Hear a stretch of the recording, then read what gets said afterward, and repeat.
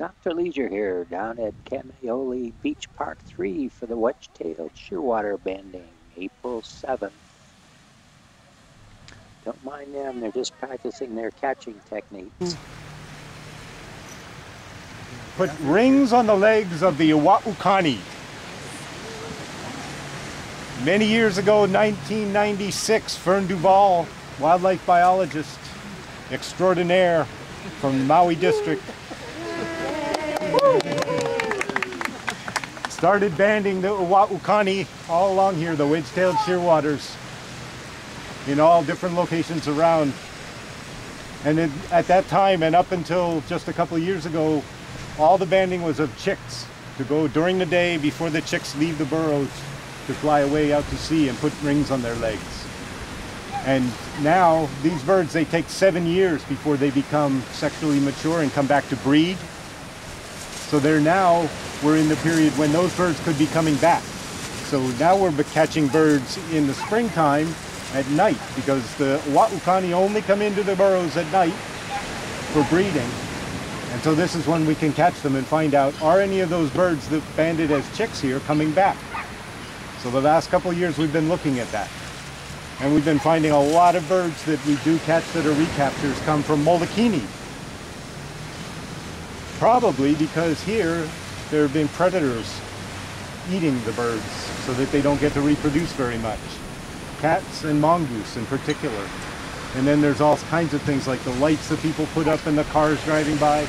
So it's pretty exciting, really, that this is really what could happen. And it's really happening because citizens just came out and said, hey, we need to do this. And they came to Fern and said, what can we do? And Fern said, oh, I'd be glad to help you. And he started giving them traps and giving them advice.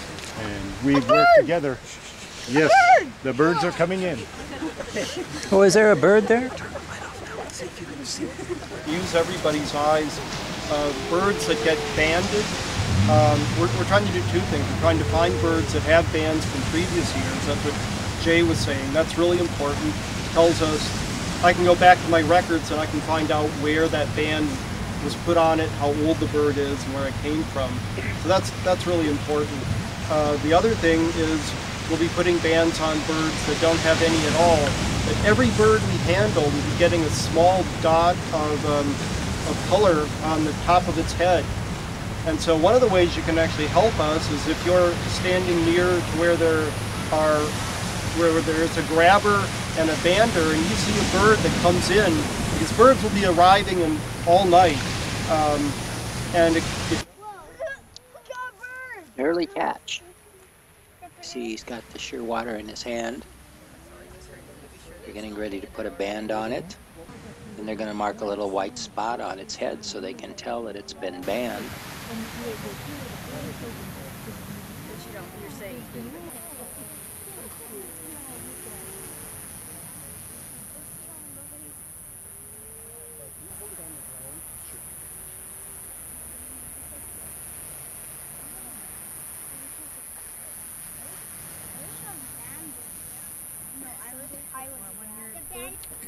Here you can see the white spot that's been put on this bird. This bird is fairly active, but he's not been hurt. He'll be fine. Another bird or two caught, being banded. It's going to be released here shortly. There it goes. Are you here? Not here. Always the paperwork. Here you can see they're taking down the number of the bands placed on this bird. Very important. If you take this information out, you haven't really achieved anything. How far do they? Birds were plentiful, and here you can see the banders have their hands full, trying to keep up with a couple of different birds. Another bird with a white spot indicates it's been banned. You see the band on its leg.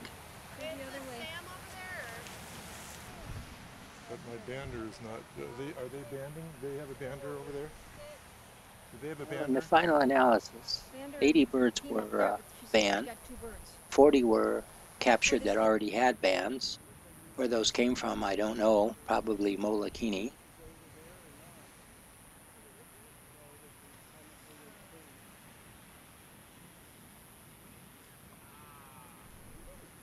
that's pretty much it for Dr. Leisure down here at Kamaole Beach Park number 3, banding shearwater birds. Well, until next time, peace be with you.